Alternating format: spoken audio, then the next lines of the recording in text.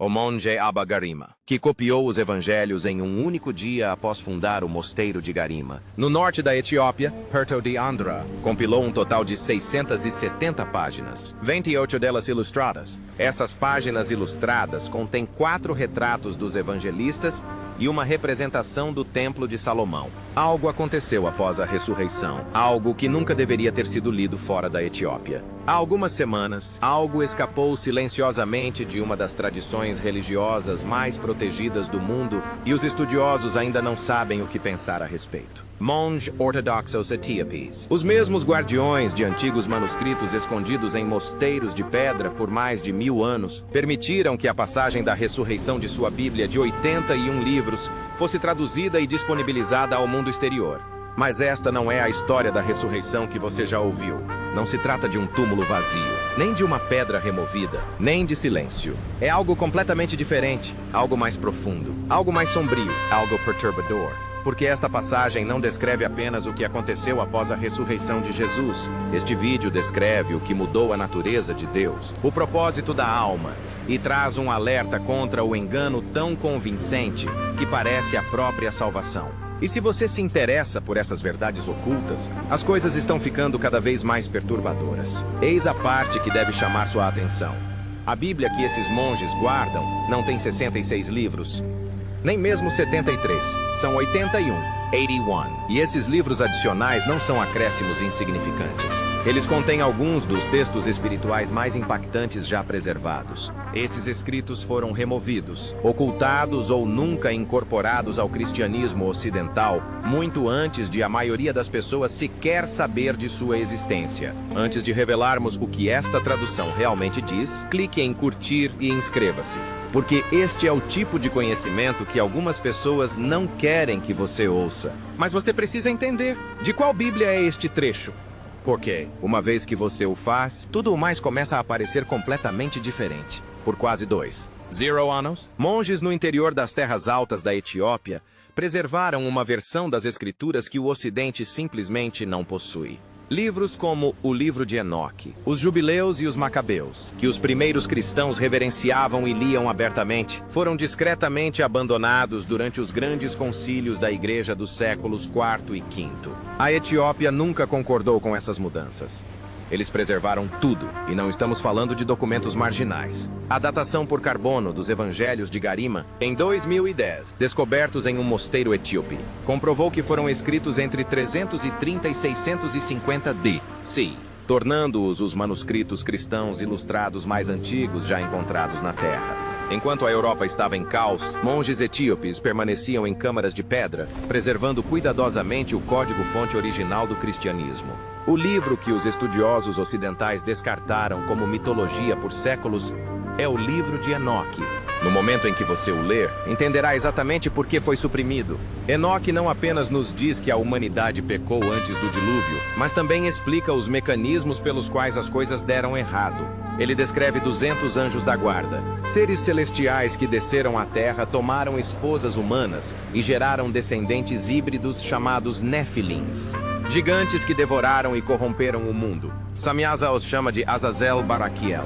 Ele diz que esses seres não apenas se rebelaram, mas também ensinaram à humanidade conhecimentos proibidos, fabricação de armas. Essa foi uma transferência de poder não autorizada e a Igreja Romana não quis ter nada a ver com isso. Porque o mundo descrito por Enoque é um mundo onde a autoridade espiritual é descentralizada, perigosa e completamente fora do controle institucional. Portanto, o livro foi suprimido, enquanto a Etiópia o preservou. Mas Enoque é apenas o começo. Porque nesta Bíblia de 81 livros, existe outro livro. E a passagem sobre a ressurreição que acabamos de ver vem diretamente dele, dos 40 dias ocultos. O que o Cristo ressuscitado realmente ensinou? Isso é chamado de chave Machafá no livro da Aliança. Na tradição ocidental, os 40 dias entre a ressurreição e a ascensão consistem em cerca de 3 parágrafos, alguns discursos, algumas palavras de consolo, e então Jesus parte. Contudo, na chave Mashafa Etíope. Esses 40 dias constituem o cerne da questão. Este é o evento principal. É aqui que o verdadeiro ensinamento ocorre. E o que é ensinado não tem nenhuma semelhança com o que permanece nos evangelhos tradicionais. De acordo com este texto, o Cristo ressuscitado reúne seus discípulos não para confortá-los, mas para prepará-los para a guerra. Não física, mas espiritual. A primeira coisa que ele faz é dar um nome ao inimigo. Ele o chama de construtor de sombras. Ele descreve o status do mundo material, dinheiro, império e poder político, como a principal arena de uma força enganosa. Uma construtora de algo que cria realidades falsas tão convincentes que a maioria das pessoas nunca as questiona.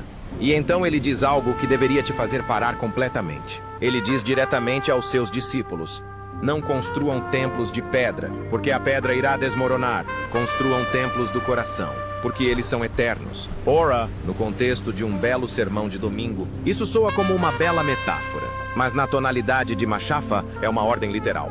Ele os adverte de que a religião organizada se tornará a inimiga. Ele prevê, com detalhes aterradores, que homens usarão longas vestes e usarão seu nome para acumular ouro. Ele adverte especificamente sobre uma futura Roma que transformará sua cruz em uma espada. É esse detalhe que mais perturba os estudiosos. Soa menos como uma profecia e mais como a declaração de alguém que testemunhou as cruzadas. A Inquisição e as mega-igrejas teleevangelizadoras, descrevendo-as antecipadamente.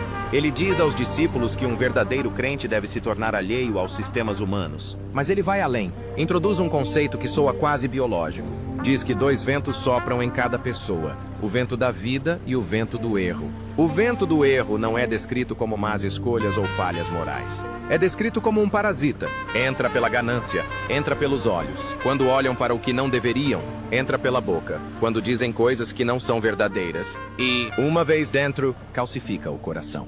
Transforma um ser humano que respira, anda e funciona normalmente no que ele chama de túmulo ambulante. Pense nessa expressão por um momento. Túmulo ambulante. Uma pessoa que fisicamente vive, dorme, trabalha e mexe no celular, mas que espiritualmente já está vazia.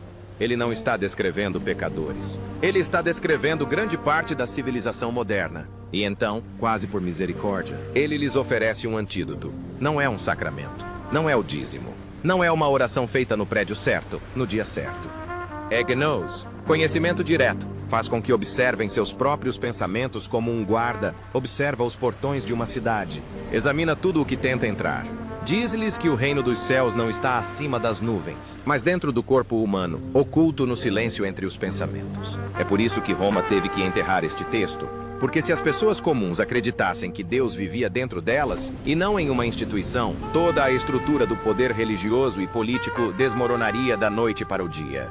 Não se pode tributar o reino dos céus que existe na mente humana. Não se pode exigir obediência de alguém que acredita que a autoridade suprema à qual responde reside dentro de si. Então vem o versículo ao qual os estudiosos sempre retornam. O versículo que é, francamente, a frase mais perturbadora de toda a passagem. Diz-lhes que as trevas virão e terão o meu rosto. Não os adverte sobre o mal óbvio. Adverte-os de que o engano mais perigoso da história da humanidade está chegando, disfarçado exatamente de salvação. Levará o seu nome, proferirá as suas palavras, construirão catedrais em sua homenagem e serão justamente aquilo que tentará destruir tudo aquilo que ele realmente representava. Isso não é uma metáfora. É um plano para algo que, quando se olha para a história, parece já ter acontecido. O texto também menciona um vasto abismo de água sob a terra. Em 2014, cientistas descobriram um imenso reservatório de água contido em rocha de ringwoodita, nas profundezas do manto terrestre, contendo mais água do que todos os oceanos da superfície juntos. O abismo de água sob nós é real se o texto for preciso em relação à água e aos ventos. Vale a pena refletir sobre a seguinte questão. O que mais é preciso nessa passagem? O que os monges guardavam junto com os livros? Agora, a história transcende os manuscritos e se torna algo ainda mais difícil de explicar. É impossível compreender o papel da Etiópia em tudo isso sem confrontar a Arca da Aliança, enquanto Indiana Jones apontava para o Egito. A tradição etíope sempre foi discreta e inconsistente nesse ponto. A arca está em Axum. A arca é vista ali há quase 3 anos. Ela está guardada na igreja de Nossa Senhora de Sião. É protegida por um único monge, nomeado para o cargo vitalício e proibido de deixar os arredores da capela. Visitantes que encontraram o guardião ao longo dos anos relatam sintomas perturbadores. Esses homens desenvolvem catarata, sua pele empalidece. Frequentemente morrem muito jovens, um monge de cada vez. Passam seus últimos anos fisicamente debilitados pela proximidade com o que se encontra dentro do edifício. As descrições bíblicas da arca pintam um quadro que soa menos como um artefato religioso e mais como alguma forma de tecnologia de alta energia. Ela queimava exércitos e matava aqueles que a tocavam sem permissão. Os efeitos descritos há milhares de anos lembram a exposição à radiação. A história de sua chegada à Etiópia remonta à época da rainha de Sabá, sua visita a Salomão, o nascimento de seu filho Menelik e o primeiro e último retorno de Menelik a Jerusalém. Segundo a crônica real etíope, Kibra Nagast, ele as esculpiu diretamente na rocha vulcânica sólida, não cavernas com formatos específicos. Catedrais completas com colunas, janelas, portas, sistemas de drenagem e espaços internos. Tudo esculpido em um único bloco contínuo de pedra. Escultura negativa.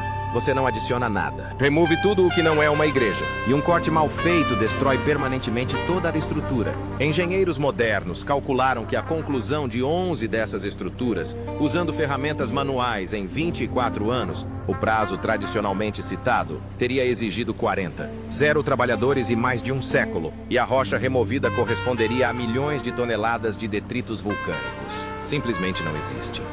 Não há montes. Não há evidências de seu paradeiro.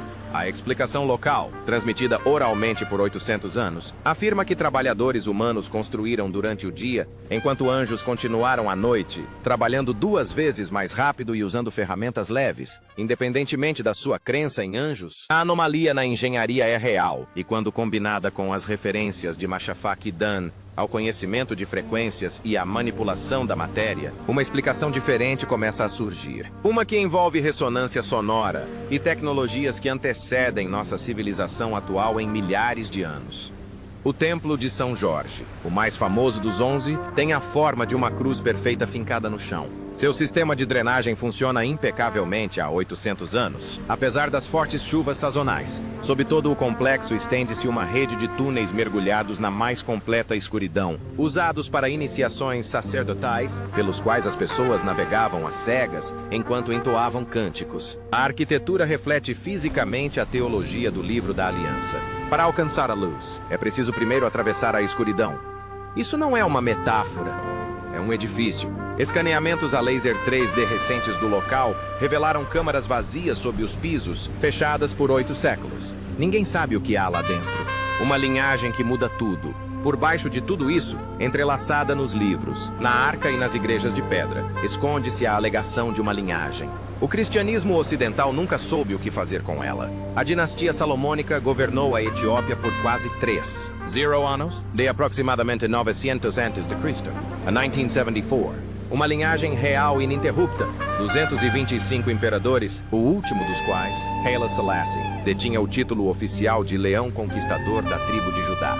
Este não é um apelido poético, mas uma declaração legal de descendência do próprio rei Davi. Se Maria pertencia à casa de Davi e os reis etíopes reivindicavam a mesma linhagem, então a ligação de Jesus ao trono etíope não é simbólica, é uma questão familiar. A genética moderna acrescenta ainda mais significado a isso. Estudos de DNA de populações etíopes identificaram marcadores levantinos antigos. Material genético da região dos atuais Israel e Síria data de aproximadamente 0 anos atrás. As lendas correspondem precisamente à cronologia das migrações de Kibra Nagast e refletem movimentos populacionais reais.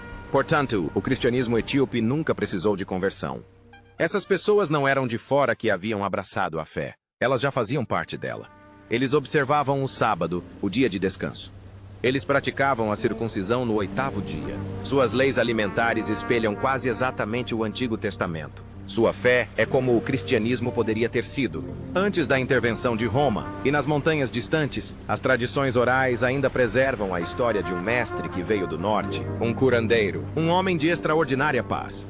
Eles não o chamam pelo nome que você esperaria. Chamam-no de o Mestre Justo. Se isso é uma tradição paralela, uma memória distorcida ou algo completamente diferente, vale a pena considerar. Os próprios monges dizem que o Ocidente tem a água e nós temos o poço. Por que esses textos estão vindo à tona agora? O que nos leva à pergunta que une tudo. Por que agora? Esses manuscritos sobreviveram a guerras, infestações de insetos e séculos de isolamento deliberado. Monges em mosteiros remotos nas montanhas os mantiveram envoltos em pele de cabra, inacessíveis a estranhos por mais de 1000 anos. Então, em poucos anos, traduções não autorizadas começam a circular. Cópias digitais se espalham mais rápido do que qualquer instituição consegue suprimi-las. A passagem sobre a ressurreição de Machafa Kidan aparece no seu feed entre um vídeo de notícias e um meme.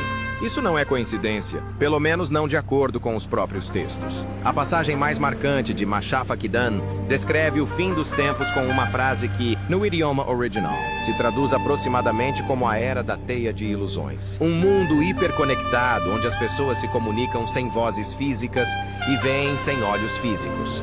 Um mundo denso em informações, mas sedento por verdade. O texto afirma que, quando a humanidade estiver completamente perdida em falsas realidades, o conhecimento oculto será liberado não como uma recompensa.